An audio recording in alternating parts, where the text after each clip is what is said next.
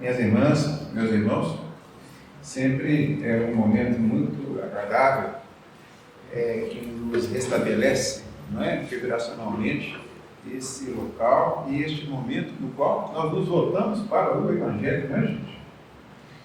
Minhas irmãs e meus irmãos, nós vamos aqui hoje com vocês nos voltarmos para o Evangelho de João.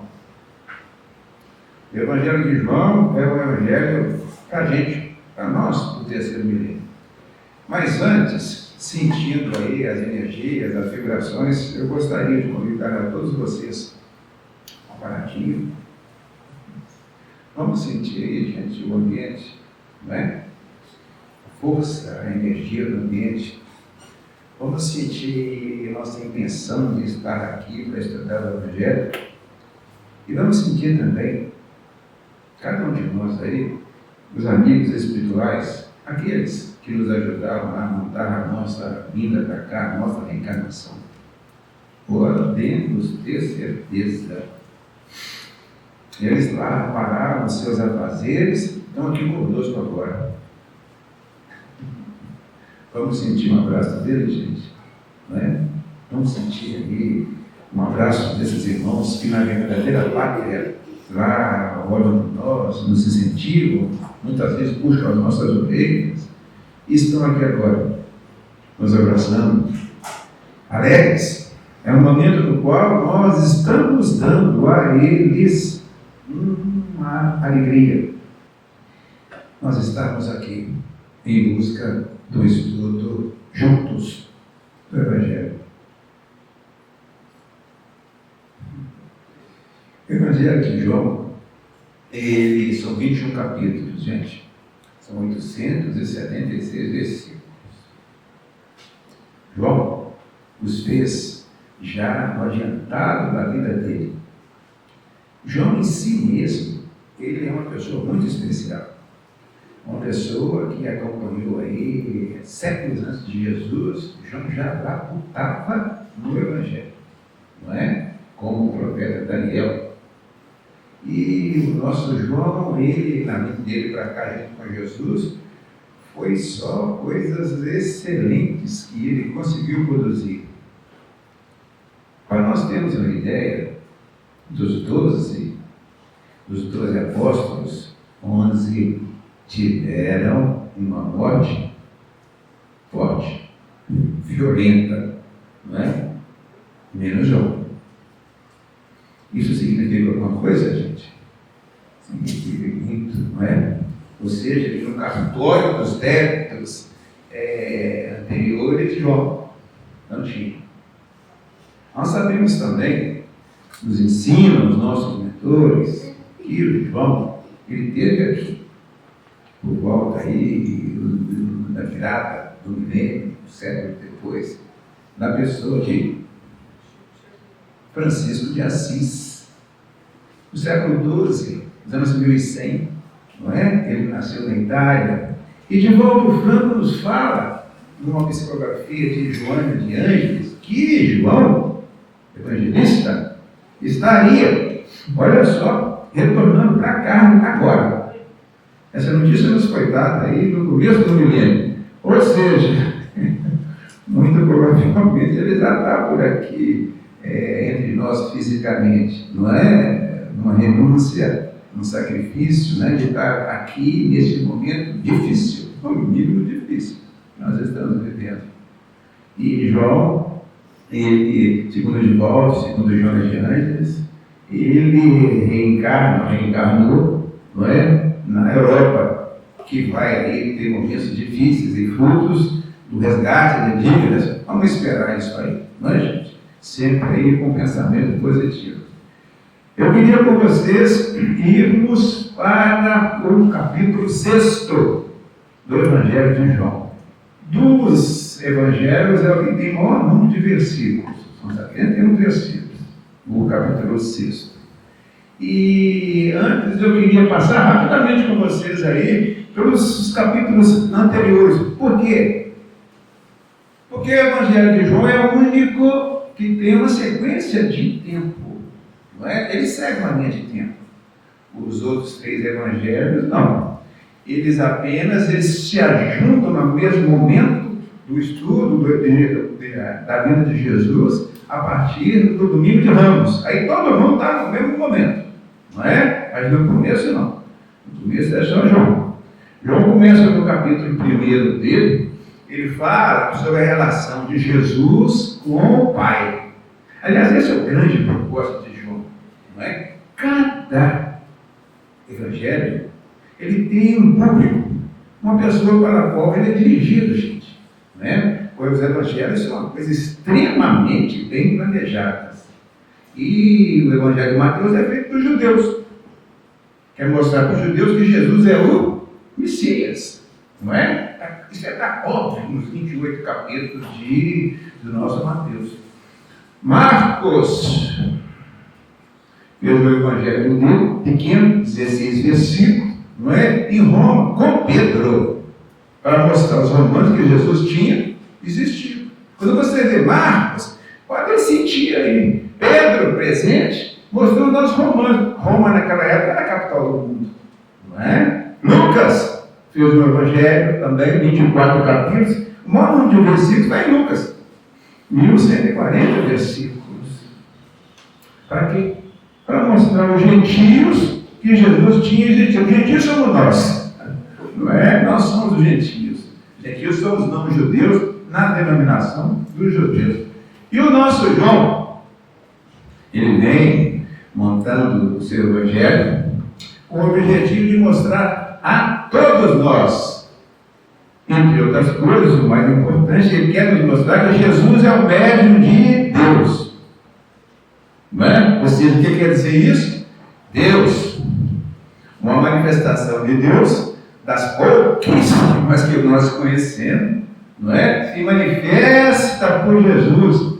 E o Mestre, ele deu a João modos de mostrar quando é que ele estava sendo Cristo, falando por Deus. E no nosso estudo de hoje, vai chegar o momento que a gente vai ver que Deus falando por Jesus. Vamos lá então? No capítulo 1 de João, João nos fala essa relação de Jesus com Deus. Depois eles falam um pouquinho conosco sobre João Batista. Em seguida, ele fala a Jesus chamando os seus primeiros 6 apóstolos, discípulos, que depois se tornaram apóstolos. No capítulo 2, nós encontramos o início da missão de Jesus numa festa. Jesus adorava a festa. Eu gosto de falar isso, não é? Obrigado. Está precisando mesmo de água, né, gente?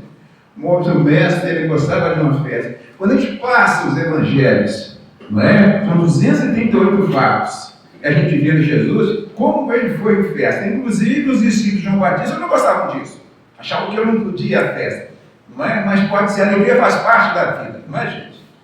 E aí, no capítulo 2, então, tem a festa das bodas de Canaã. E em seguida, não é por acaso, há um momento de energia de Jesus, que provavelmente aconteceu 2 vezes.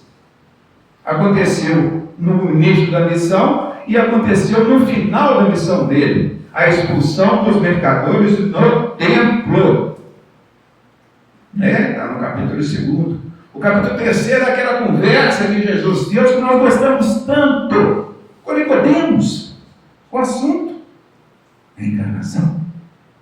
E em seguida, Jesus ainda conversa com Nicodemos e com os demais. Foi à noite, meio camuflado. Nicodemos era um doutor da lei, dentro do Sinédrio, não é? Depois dessa conversa, tornou-se ardoroso defensor de Jesus, não é? E em seguida Jesus conversa com eles a respeito de João Batista. João Batista é uma pessoa muito importante, não é? Ele é cheio de citações dele, realmente é um precursor. Dos nascidos de mulher, ninguém maior do que ele, falou Jesus em Mateus no capítulo 11, versículo 11.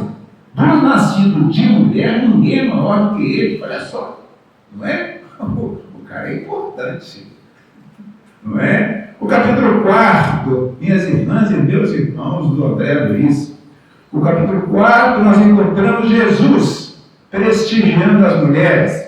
E como prestigiava as mulheres, mesmo naquele ambiente de repressão, os contatos de Jesus com as mulheres eram fabulosos. Como ele passava para elas energia, força para suportar aquela situação que elas tinham aí, de subjugação, não é? É a conversa de Jesus com a samaritana Focina. Conversa maravilhosa que ele teve num dia tão quente como esse, à beira do poço de Jacó, em plena Samaria. O capítulo 5, o mestre está em Jerusalém.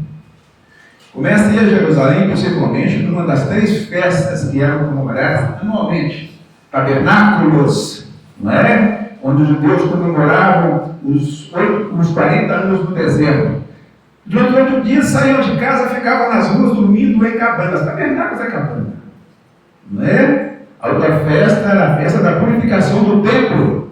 O templo idealizado por Davi, construído por Salomão, destruído por Nabucodonosor, reconstruído por Cambises e o Tizio, e ao longo dos séculos até Jesus foi sendo desgastado. E eis que Herodes o Grande o reconstrói maravilhosamente. Mármore branco, folha de ouro no teto, deslumbrante. E o nosso Jesus frequentava sempre esse templo. E no capítulo 5, Jesus lá nessa festa, não é? Ele faz um milagre, ele devolve a saúde para um homem que estava numa maca. Um capítulo muito interessante para a gente pensar, não é? É um lugar, uma piscina, bem arrumadinha, cheia de colunas. As pessoas iam lá na esperança de um milagre. Diziam que as águas se mexiam e quem pulasse primeiro era salvo. Imagine o furiçou, corre, das pessoas querendo pular primeiro. Começa lá estava. E observou que as águas mexiam, segundo eles era um anjo que mexia. Aquele corre vai pular na água. O homem da maca não conseguiu. E começou a reclamar: eu nunca vou conseguir. Eu trouxe uma pessoa para me ajudar aqui, ele foi o primeiro a pular. O mestre chega perto dele, conversa com ele e o cura. É um capítulo, né, importantíssimo. Ela sabe como as pessoas cercaram Jesus, os saduceus, os fariseus, e nesse capítulo nós encontramos os últimos versículos dele. Eu estou fazendo tudo isso para despertar a curiosidade de vocês de me estudar, João. Viu, gente? Vocês estão notando? Né? Eu estava mostrando um pouquinho, vocês têm que ler depois para buscar. Os últimos versículos do capítulo 5 de João. O mestre fala para aquelas pessoas e para a gente sobre a missão dele, o que ele veio fazer aqui. Tem coisas maravilhosas. Uma sempre aponta na minha cabeça quando eu penso no capítulo 5. Uma afirmação do mestre para aquelas pessoas. Que ele recebeu de Deus a capacidade de entrar e sair da vida. Olha só. Ele repete isso no capítulo 5. Entrar e sair da vida. A afirmação dele, capítulo 5. O voto do versículo 22. Vamos para o sexto. Jesus estava lá em plena prática, em plena fala, já tinha feito alguns milagres. As pessoas o procuravam ardentemente. Para quê? Para alguns dos ensinamentos dele? Poucos. Não é? Poucos. A maioria ia atrás da cura de doenças. Jesus podia curar todo mundo? Podia. Mas ele ia a dor, a doença, ela tem um motivo. Ela surge em nós, não é, gente? Quando nós desobedecemos a lei de Deus que está escrita na nossa consciência. Toda dor surge nas criaturas depois que elas desobedeceram a consciência. Isso é importante. A gente põe isso na cabeça, não é? E esse desobedecer à consciência gera um processo divino de reequilíbrio consciencial, chamado assusta, dor. A dor é isso, é um reequilíbrio consciencial, não é, gente? E aí, esse reequilíbrio, quando a pessoa enfrenta como? Primeiro assumindo a responsabilidade pelas coisas que aconteceram com ele, com a gente. A gente ser curado, a gente tem que admitir que isso se deu por causa de um ato nosso, nesta vida ou uma vida passada. Isso é o primeiro passo. E depois, diante disso, assumir que nós somos responsáveis, não é? Incitarmos a esforços para nos reequilibrar. Como? Na resposta das coisas que acontecem com a gente. Olha só. Nas respostas das coisas que acontecem com a gente. A maneira pela qual eu mostro que a dor me sensibilizou, que eu me modifiquei, não é? Respondendo como? Fazendo aos outros aquilo que nós queríamos que os outros nos fizessem. Tudo é evangelho. Não é? O mestre estava lá então, falando para aquela multidão, curando alguns que tinham já sido aí, não é, sensibilizados pelo problema que eles trouxeram para a vida deles. E terminou a palavra, a multidão não queria sair de perto. Eu entendo perfeitamente isso. A multidão não queria sair. Quem é que quer sair de perto de Jesus? Não é? Não dá. Ele realmente... Ele tem um poder sobre nós, um fascínio nosso, não é? Isso aí é uma coisa maravilhosa que aos poucos nós vamos compreendendo a nossa relação profunda com Jesus, não é? Constituindo uma unidade, nós com Ele. E as pessoas não queriam sair. E a tarde foi chegando e o mestre, tudo foi preparado, organizado, não é? O mestre manda chamar Filipe. Filipe foi o quinto a ser chamado. Lá no Evangelho de João, no primeiro capítulo, Filipe é chamado para ser apóstolo. Jesus vê Filipe com a multidão, não é? Filipe, temos como alimentar essa multidão? Aí Filipe, 200 denários. Denário era um dinheiro que a pessoa ganhava por dia de trabalho. Não será suficiente. Aí vem André. Quem é André? André foi o segundo a ser chamado por Jesus. Lá no capítulo 1 de João, Jesus chama João e André. André é irmão de Pedro. Não é? André tinha até uma certa hierarquia entre os apóstolos. O Evangelho nos mostra isso. Muitas pessoas procuravam Jesus, procuravam um apóstolo, e os apóstolos iam a André, para André levar até Jesus. Uma hierarquia também. Não é? Aí André diz a Jesus e a Filipe: existe um rapazinho aí com 5 pães e 2 peixes. Algumas versões falam 3 peixes, mas isso não é importante. Não é? E aí Jesus, olha só, orienta que as pessoas sejam distribuídas em grupos de 50. Isso tem um motivo. Todo mundo que aparece no Evangelho tem uma informação adjacente. Não é? 5 pães, 3 peixes, 50. Nos estudos mais profundos, né, a gente vai ver que tem uma relação disso aí. E os apóstolos organizam isso. Esse fato, nós estamos na primeira multiplicação dos pães, não é, gente? Tiveram duas. E esse fato, a primeira multiplicação dos pães, é até interessante. Sabe por quê? Porque o Evangelho tem 238 fatos. Se nós colocarmos os 4 evangelhos juntos, num texto só, nós íamos descobrir 238 fatos. Desses 238 fatos, minhas irmãs e meus irmãos, 183 estão num evangelho só. 32 estão em 2, não é? E 53 estão em 3 evangelhos, apenas 20 estão nos 4. Essa multiplicação dos pães é muito simples. Não é raro. E geralmente esses 20 estão lá no final da lição de Jesus. O Evangelho é cheio de coisinhas, de detalhes, que a gente vai penetrando aí a custo de encarnações de estudo, não é? Para compreender. Para quê? Da compreensão gera o quê? Força para vivenciar, que é o importante. O menino traz os pães. Vamos imaginar. Vamos imaginar. Vamos pôr nossa cabeça para funcionar. Não é? Uma tarde, como essa aqui, o sol estava se pondo, né, dividido, e a multidão já separada, um grupo de 50. O menino é levado até Jesus, num bolso, num bornal, com os pães e os peixes. Jesus faz uma prece, busca em Deus.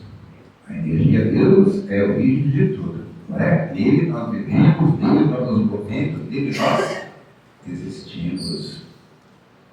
E aí começam a tirar pão e peixe da sacola. E não acaba mais. Só tirando e não segurando para as pessoas. Eu acredito que o pessoal fez uma fogueirinha. Para quê? Para os peixes. Para os peixes. Não é? Virou um piquenique de luar. Não é bacana, né? Bacana. A gente pôs na cadeira na mente da gente. Como é que foi isso? Comeram peixes, comeram pães. Sobraram lá 10, uns falam 15 sacolas de pães. As pessoas ficaram maravilhadas.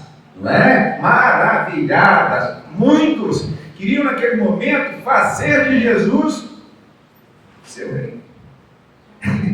Esquecendo que já é o nosso rei, nós não sabíamos disso, não é? E aí, os apóstolos ficaram entusiasmados, é isso que eles queriam mesmo, né? Queriam ser ministros.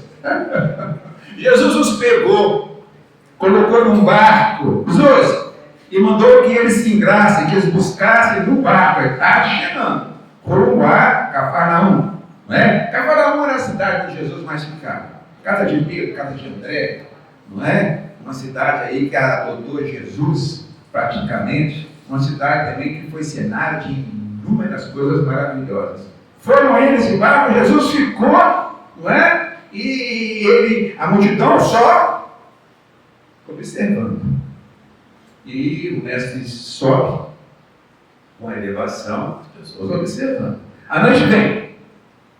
E na narrativa continua ainda de todo mundo falando, não é? Dos 4 falando.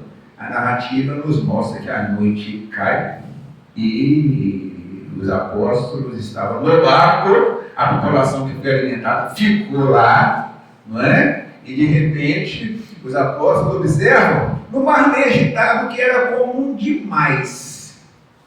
Toda noite, a partir de determinada hora, as águas daquele lugar, canalização, topografia, elas ficavam agitadas.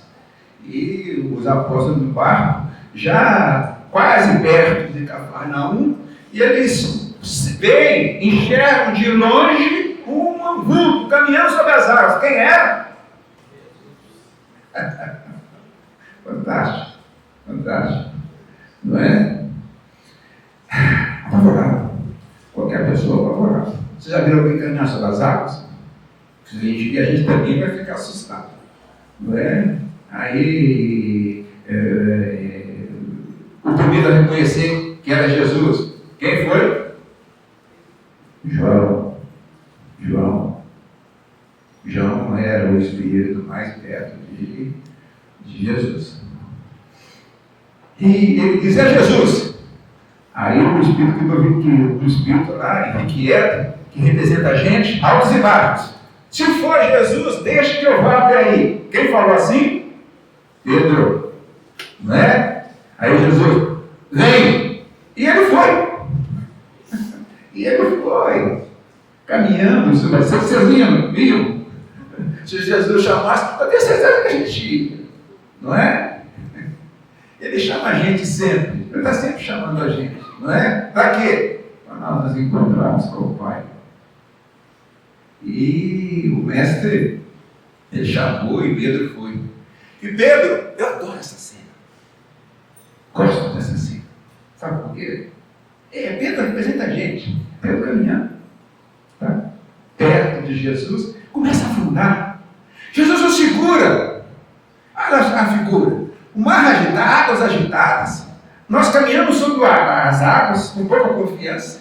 E chegando perto de Jesus, felizmente, ele começa a afundar. E Jesus segura ele. E diz para ele e para nós: ó homem de pouca fé, por quê? Duvidastes, não é? E aí segurou, levou o barco estava perto de Cafarnaum, o dia estava quase surgindo. E eles chegaram a Cafarnaum. Sábado, Cafarnaum. Foram para onde? Sinagoga. Não é? Todo sábado eles se reuniam na sinagoga. Tudo parado, não é? Iam para a sinagoga.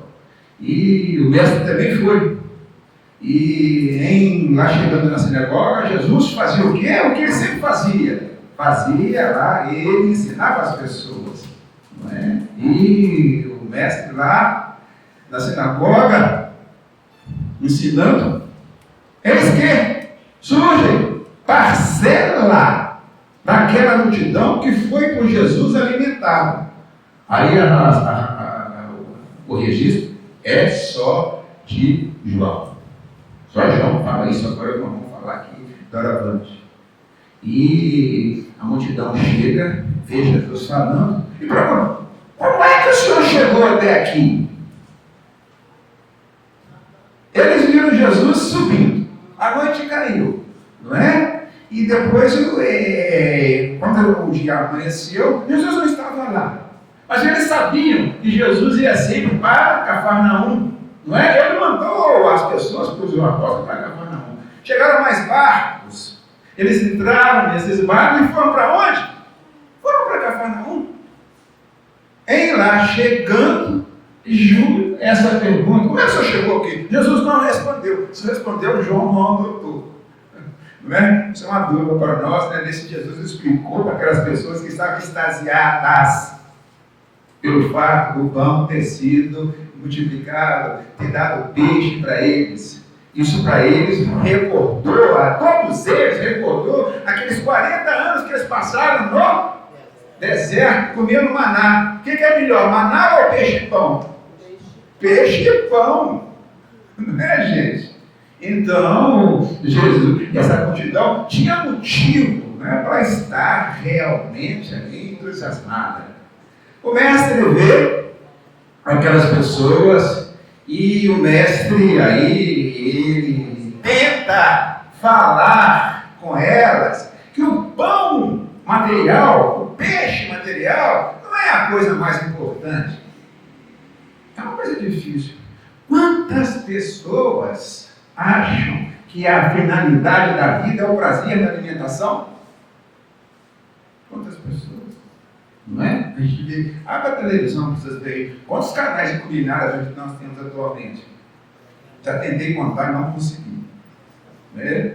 Ou seja, mas isso a gente pensa exatamente, uma das finalidades da vida é a alimentação. O estômago, na verdade, ele é, de todos nós, não tirando. Ele manda na gente. Daí porque sempre foi preciso, sempre foi ensinado a necessidade de fazer o jejum. O jejum, no jejum, você domina o estômago. Você manda nele. Você deixa de obedecer. Não é? Então o mestre aí tenta falar com aquelas pessoas que estavam lá buscando mais pão físico. E Jesus disse para ele: eu desci dos céus. para lhes falar sobre o pão da vida. Descia do céu. As pessoas, que frase é essa? Comentaram entre eles. Mas ele não era filho de José? Não é? E aí, Jesus escuta isso. E Jesus vê eles murmurando entre si. Está lá no Evangelho de João, por volta do versículo 40. Tá bom? Nós estamos falando aqui agora. E Jesus diz para eles, né? Por que murmurais? Nesse momento, minhas irmãs e meus irmãos, lá no Evangelho já um indicativo para nós vermos que Jesus estava sendo o porta-voz de Deus. Quando no Evangelho nós encontramos a expressão na verdade nos digo, principalmente no Evangelho de João, prestem atenção, porque o ensino aí é mais forte, o ensino é direto, é de Deus, uma manifestação que muitas pessoas chamam do Cristo cósmico, falando por Jesus, não é? Ou seja, essas pessoas aí, Jesus vê-las murmurando. Por que murmurais? E em seguida tem um desabafo de Jesus. Jesus, quando a gente lê as palavras dele, ele externa muitas vezes sentimentos, não é? Aqui, nesse caso, é um desabafo dele. Ele, naquele momento, ele vira os seus apóstolos, as pessoas em volta, alguns críticos, sempre tinha crítico em redor de Jesus. Sempre tinha crítico em redor de Jesus, não é? O Sinédrio, esse órgão que comandava a parte religiosa e os costumes, sempre colocava alguém para ficar vigiando Jesus, para criticar, para observar. Ele sempre convivia com isso, não é? E aí o mestre, ele vira e fala aí, não é? Ele fala para aquelas pessoas um desabafo. Aquelas pessoas e para a gente, não é? Ele fala, só vem a mim quem o Pai atrai. Está lá, versículo 44. Por favor, dê uma olhadinha para vocês verem isso. Vamos tentar entender o que ele quis dizer aqui agora? Só vem a mim aqueles que o Pai atrai. Ou seja, nós buscamos Jesus. Nós estamos buscando Jesus aqui agora. Evangelho. Estamos estudando Jesus. Não é, gente? Ou seja, o que quer dizer isso aí? Só tem a ele que o Pai atrai. Que Pai é esse? É lá Deus dentro de nós. Existe um Deus dentro de nós. Nós estamos em Deus. Não é? Imanência, transcendência, coisas conceituais que no futuro a gente vai entendendo. Não é? Mas esse Deus dentro de nós, ele nos orienta, nos dá vida, mas nós não o percebemos. Não é? Nós não temos um contato nós com ele. Ele tem conosco, senão a gente não existia. Então, esse contato que Jesus chama aí, atração do Pai, é quando nós nos dispusemos a buscar o Deus que está dentro de nós. Como? A doutrina de Deus fala, a reforma íntima, não é? Conhecer a nós mesmos, a importância de nós conhecermos a nós mesmos, nós buscarmos a nós mesmos. Nessa busca de nós mesmos, nos conhecermos, observando as coisas que acontecem conosco, observando, né, como é que nós reagimos. Nessa busca, nós aí estamos capacitando a Jesus nos chegar em nós. É importante nós fazermos a nossa primeira parte. Esse capítulo 6, ele tem mais coisas, há uma desavença um pouco, não é? Algumas pessoas, quando Jesus reafirma que ele é o dono da vida, não é? Algumas pessoas deixam, Jesus se volta depois, os apoios, vocês vão me deixar? Não, aí Pedro fala, não, nós não podemos ficar sem o Senhor. nos restantes do versículo, mas nosso tempo passou. Olha lá já. Fica aí para nós, né, gente? Não digo conselho, a nossa sugestão. Vamos lá no capítulo 6 do Evangelho de João, né? Vamos lá. Passa um momento na casa de vocês. Busquem estudar João. João era o propício para esse nosso momento. Energias, vibrações fortíssimas na nossa casa, compreensão desses aspectos aí que são transcendentais até de Jesus. Só vem a mim aquele que o Pai atrai.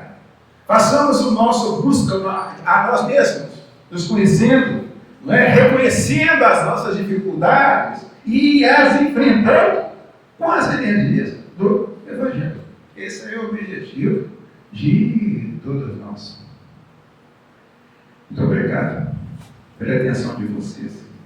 Louvado seja o nosso Pai, louvado seja o nosso Criador.